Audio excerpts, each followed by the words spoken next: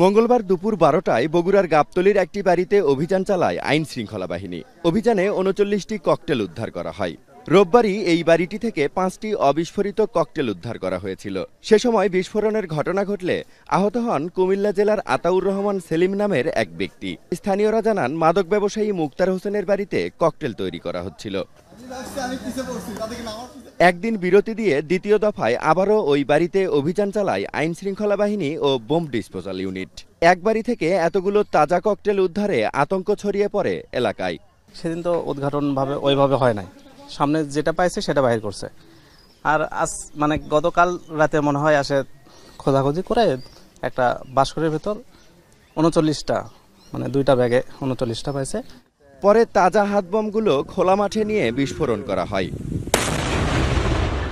স্থানীয়দের দাবি, পুলিশের অবহেলায় প্রথম দিনই উদ্ধার করা যায়নি বিপজ্জনক 39টি হাতবোমা।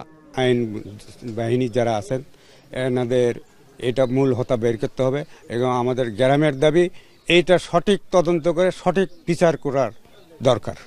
পুলিশ জানায়, আন্তজেলা ডাকাত দলের সদস্য স্থানীয় বাদশার নেতৃত্বে চলছিল বিস্ফোরক তৈরির কার্যক্রম। প্রথম দিনই কেন পুরো বাড়িতে অভিযান চালানো হলো না, এই প্রশ্নের উত্তরে পুলিশের দাবি আলোর স্বল্পতা ছিল।